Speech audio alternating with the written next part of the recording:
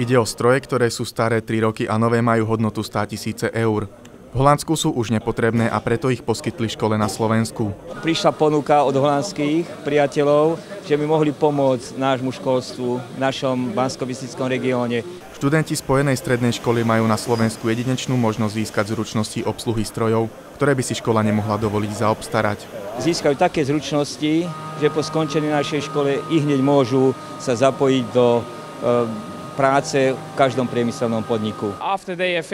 Potom ako skončí toto vzdelávanie na Slovensku, garantujeme im prácu v Holandsku.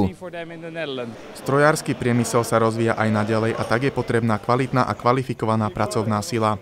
Trvanie podpory školy strojárenskou výbavou je časovo neohraničené.